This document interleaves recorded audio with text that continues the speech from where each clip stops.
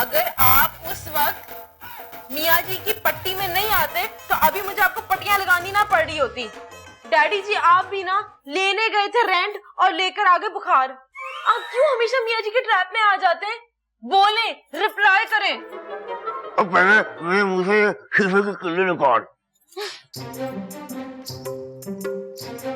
कितना बुखार है? ये बुखार नहीं, ब्लड प्रेशर के लिए यूज होती है।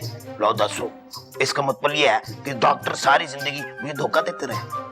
डैडी जी आपने सारी जिंदगी सिर्फ धोखे और रोजे ही खाए हैं। आपका ब्लड प्रेशर तो नॉर्मल है लेकिन मेरा हाई हो रहा है। मुझे बताएं क्या जरूरत थी आपको किंग बाबर बनने की? ओए पुत्र, और मैंने कहा अगर मेरी कुर्बानी से किसी की जान बच सकती है तो क्या बुरा है? वो भी तो आखिर किसी न किसी का पुत्र है ना। किसी और का पुत्र है, आपका सिर्फ एक और एक ही पुत्र है, खुर्रम भाई।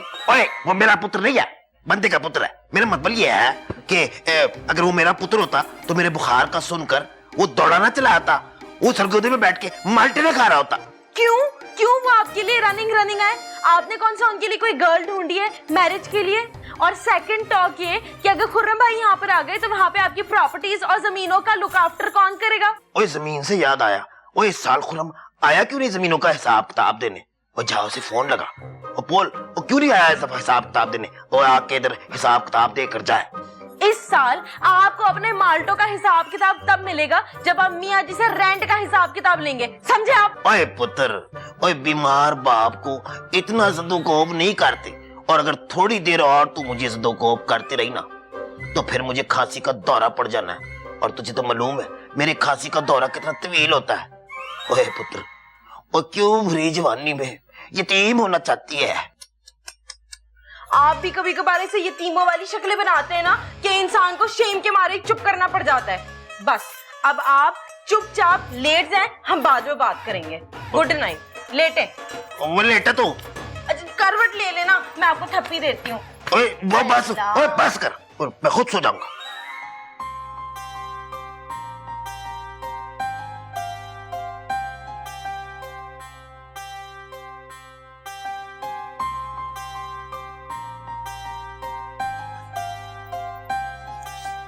ये तुम दोनों इस वक्त यहाँ क्या कर रहे हो?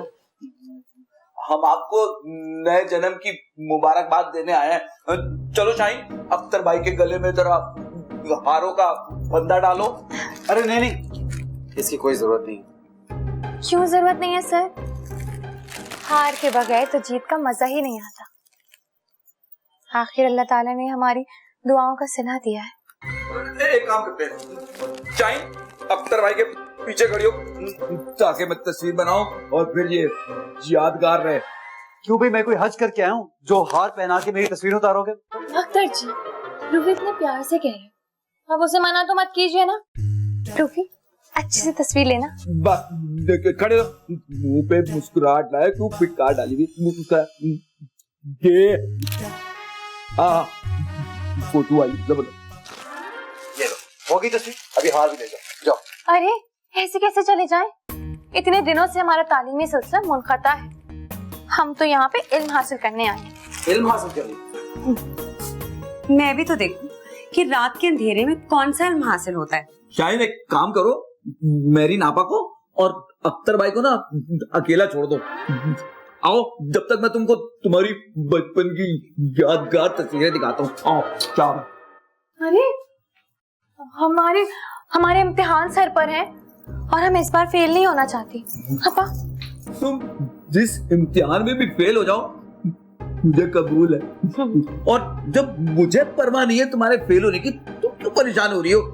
चलो शाबाश, आओ दो मोहब्बत करने वालों को अकेला छोड़ के सवाब कमाते हैं। आओ शाबाश, चलो।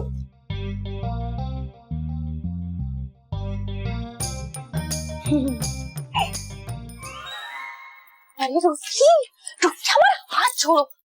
किसी ने देख लिया तो समझेगा हम अंधी हो गई हैं और हमने कोई हेल्पर रख लिया। हेल्पर वेल्पर कोई नहीं, मैं तो तुम्हारा मजाजी खुदा होने वाला। और हाँ, एक दफा मैं हाथ पकड़ लूं ना तो फिर सारी जिंदगी नहीं छोड़ूंगा इंशाल्लाह। रूफी, हमें तुम्हारा यूं रातों में आना ना बिल्कुल पसंद नहीं है। हम इज्जतदार लोग हैं, शरीफों का मोहल्ला है। इससे पहले कि कोई बता दे, तुम जाओ यहाँ से, हमें रुसवाई से बहुत डर लगता है। चलो चलो शरीफों का मोहल्ला, सबको पता है बचपन से तुम्हारा और मेरा नाम जुड़ा हुआ है। और हाँ, रुसवाई की टेंशन नहीं लेना, मैं हूं ना तुम्हारे साथ। मुझे बात कर दो, तुम हो मेरे साथ। रूफी, अगर तुम मेरे अपने होते ना तो मुझसे कभी कोई बात नहीं छुपाते। मैंने आज तक कोई बात नहीं छुपाई तुमसे, मैं तो खुली किताब हूँ, जब दिल करे पढ़ लो। और हाँ, आज तक झूठ भी नहीं बोला। अच्छा, तो फिर अंदर तुमने ये क्यों बोला कि दो प्यार करने वालों को अकेला छोड़ दो? रहने दो, अंदर की बातें मत खुलवाओ। शाहीन, आपा ने मुझसे वादा किया है इनकी और अख्तर की मोहब्बत का किसी को ना बताऊं, मरते मर जाऊंगा, लेकिन ये बात किसी को नहीं बताऊंगा। हाँ, और एक और बात, अख्तर के और आपा के मोहब्बतनामे मेरे हाथ लग गए हैं। ये तुम क्या कह रहे हो? ज्यादा टो में मत लगो, मैं तुम्हें नहीं बता सकता कि आपा ने खत में क्या क्या रोमांटिक बातें लिखी हैं और मुस्तकबिल के कौन कौन से प्लान बनाए हैं। और ये बात भी मैं अपने दिल में ही रखूंगा कि वो शादी का सोच रहे।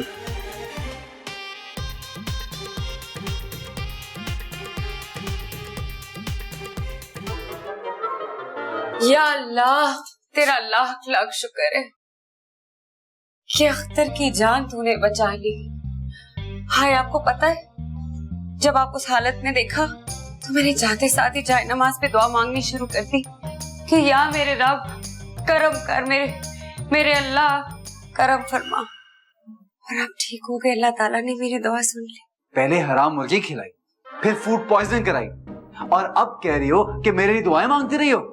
ये कहाँ की मोहब्बत है? हराम मुर्गी का शोशा तो शाहीन ने छोड़ा था मुझे बदनाम करने के लिए। मैं ऐसी नहीं हूँ, मेरी सलाहियतों पे शक ना कीजिए। फिलहाल तो तुम्हारी अम्मी ने तुम्हें इस वक्त यहाँ पे देख लिया ना, तो उनका शक यकीन में बदल जाएगा। प्लीज जाओ यहाँ से। आपके सामान को देख के लग रहा है कि इस रात की सुबह नहीं होने वाली। कहीं जा रहे हैं आप? वापस जा रहा हूँ।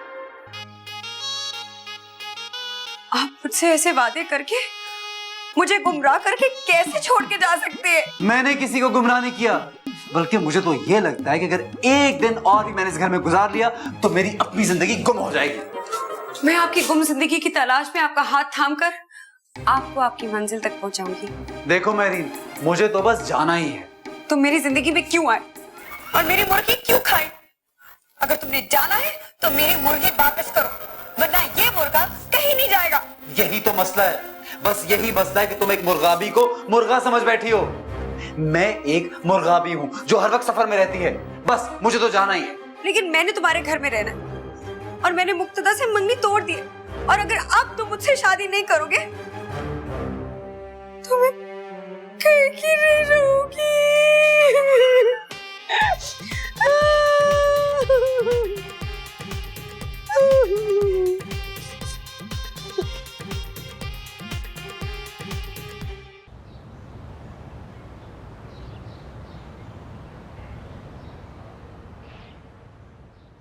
अरे अरे अख्तर मियां, अरे भाई काय को तुम हमारे सबर का इम्तिहान ले रहे हो? दरअसल बात यह है मियाँ जी कि मैं आपकी जान बचाना चाहता हूँ। अगर मेरी वजह से अब्बा ने आप पे काला जादू या कोई अमलियात शुरू कर दिए तो मैं खुद को कभी माफ नहीं कर पाऊंगा। और बल्कि मुझे तो लगता है उन्होंने आप पे काला जादू शुरू कर दिया है। देखिए तो आपके चेहरे की रंगत स्याह पड़ गई है। अरे नहीं भाई, कोई सिया हुआ नहीं हुआ। हमारे मरते दम तक हमारा चेहरा यूं ही गोरा चिट्टा रहेगा, तुम फिक्र मत करो। अस्सलाम वालेकुम। अरे तुम वो सैफ बॉडी बिल्डर, तुम फिर वापस आ गए। अच्छा ये बताओ, आज तुमने रोजा रखा या नहीं? आज मैं रोजा रख कर आया हूँ। बाबा जी, आप तो कहते थे कि आपके सिवा इस घर में कोई अख्तर है ही नहीं। तुम्हें इससे क्या भाई, हमारे घर में जितने भी अख्तर हो तुम जाओ, अपने घर जाओ। हाँ आज मैं अपने अख्तर को लेकर ही जाऊंगा। मैं आप ही के पास आ रहा था सैफ भाई। अरे भाई तुम क्यों हमारे अख्तर के पीछे पड़े हो भाई? कि जब एक आदमी तुम्हारे पास नौकरी नहीं करना चाहता तो तुम बिला वजह उसको क्यों नौकर रखना चाह रहे हो? क्या वजह है? चले मैं वजह बता देता हूँ। मेरे मुर्शिद ने कहा था कि अपने पास नौकरी सिर्फ अख्तर नाम के लोगों को ही देना। मेरे पास अख्तरों की फौज मौजूद है, चौकीदार से लेकर ड्राइवर तक अख्तर ही अख्तर हैं। मैं मुर्शिद का हुक्म कैसे टालूं? कौन मुर्शिद? मेरे मुर्शिद का नाम है अख्तर साईं अख्तर। उनके कहने पर मैंने अमल किया और आज मैं इस शहर का सबसे बड़ा बिल्डर हूँ। चलो अख्तर। एक मिनट, अगर तुम जबरदस्ती हमारे इस अख्तर को हमारे घर से ले गए तो मैं तुम्हारी माँ को मजबूर कर दूंगा कि वो हशर के दिन तुम्हें अपना दूध माफ नहीं करेगी। सोच लेना। अख्तर माँ दूध? अब सैफ भाई यार चलो मियां जी। अंदर।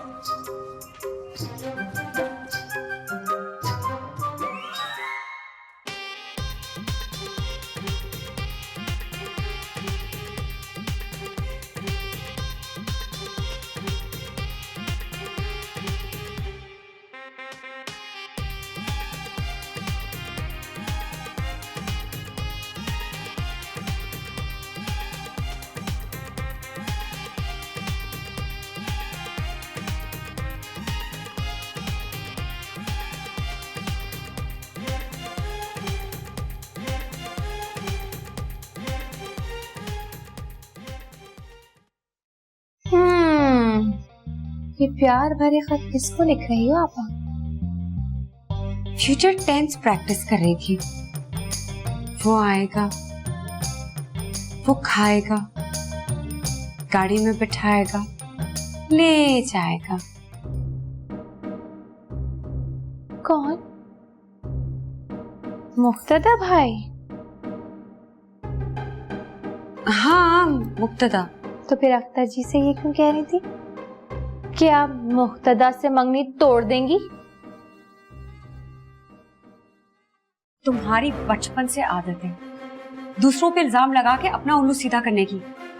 पहले तुमने मुझ पे हराम मुर्गी का इल्जाम लगाया और अब मंगनी तोड़ने का इल्जाम लगा रही हो। हम तो समझते थे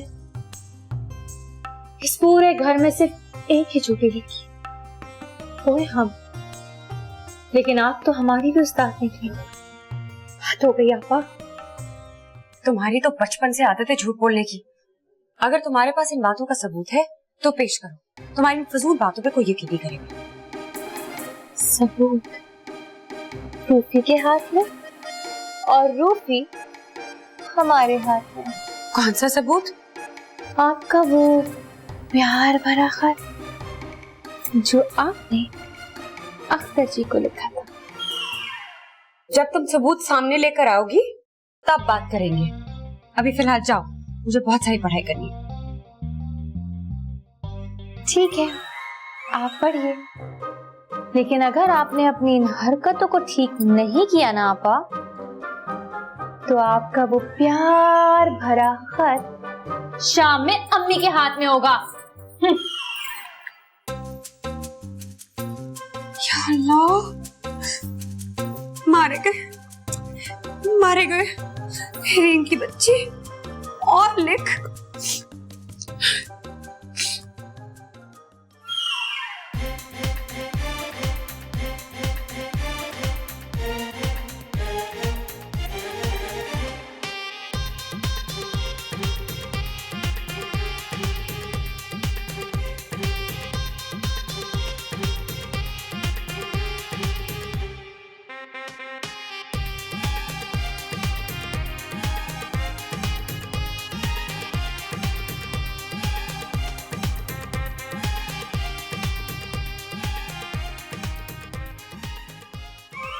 फिर आ गई वापस यहाँ पर।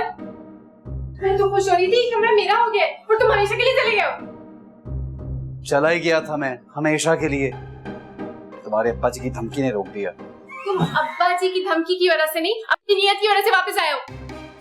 वो सैफ बिल्डिंग वाली नौकरी से इनकार कर दिया मैंने। हाँ, तुम्हें क्या नौकरी की जरूरत? जब मुफ्त में खाना, रिहाइश, घर, इज्जत मिल रही है तो तुम जैसे हर हराम को हलाल कमाने की क्या जरूरत है? हलाल कमाने आया था यहाँ पे, लेकिन तुम्हारे अब्बा जो है ना, उनके सितारों का जो इल्म है उसने मुझे बेबस कर दिया है, और ऊपर से उन्होंने मुझे माँ के दूध की धमकी भी दे दी है। तुम हमारे बसे बसाए घर को उजाड़ने की क्यों कोशिश कर रहे हो? जब से तुम आए हो हम सबको परेशान करके रख दिया है। अख्तर प्लीज यहाँ से चले जाओ। एक बात तो बताओ यास्मीन, ये तो मुझे हर वक्त जलील क्यों करती रहती हो? बोलो, ये जो कुछ भी हो रहा है मेरी वजह से नहीं हो रहा, तुम्हारे अब्बा के सितारों की वजह से हो रहा है। ये दुनिया की हर झूठी चीज पर एतबार कर लेना, लेकिन अब्बा के सितारों पे नहीं। अगर उनके सितारे उनको ये हुक्म देंगे ना कि तुम्हें यहाँ से निकाल दे तो 1 मिनट में निकाल देंगे, और फिर तो तुम्हारे पास 7 दिन की नौकरी भी नहीं रहेगी। कुत्तों के साथ सड़क पर नहीं सोए ना तो तुम मेरा नाम बदल देना। बस अगले हफ्ते का अखबार आने दो। मैं तो चाहता हूँ अखबार आज ही आ जाए, इस दोज़ख से तो निजात मिलेगी मुझे। तुम जैसे गुनहगार के लिए ये दोज़ख भी जन्नत है, जहाँ शाहीन और नसरीन जैसी हूरें तुम्हें पाने के लिए एक दूसरे से दुश्मनी पर उतर आए। अख्तर, मैं तुम्हारे आगे हाथ जोड़ती हूँ, प्लीज यहाँ से चले जाओ। लेकिन उन हूरों को बोलो वो मेरे लिए झगड़ा मत करें, मुझे तो पहले दिन से तुम अच्छी लगती हो।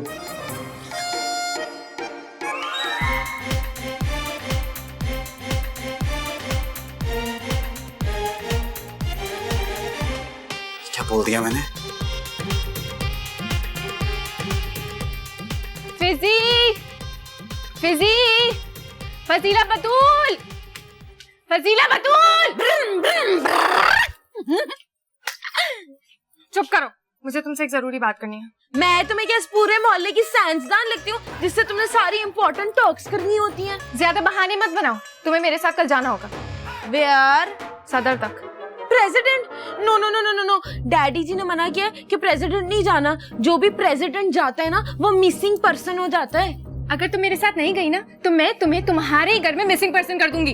एक्सक्यूज मी, तुम मेरे घर में मुझे बीट नहीं कर सकती हो। फजीला बतूल, अगर तुम मेरे साथ नहीं गई ना तो मैं तुम्हारा अपने घर में आना ऐसा बंद करूंगी कि तुम जिंदगी भर याद रखोगी। ट्यूशन भी आना बंद कर दूं? नहीं नहीं नहीं, मैं चलूंगी तुम्हारे साथ, लेकिन उससे पहले तुमको मुझसे लव के साथ टॉक करनी होगी। फजीला बतूल, मेरी जान, मेरी बेबी, अगर तुम मेरे साथ नहीं गई ना तो मैं भी नहीं जाऊंगी। अच्छा ठीक है, मैं चलती हूँ, लेकिन पहले तुम्हें मुझे बताना पड़ेगा कि तुम क्यों जा रही हो, वरना मैं नहीं जाऊंगी। चलिए मैं दूं एक मौका तुम्हें। जाऊंगी ना, अफ्रेड क्यों कर रही हो? गुड।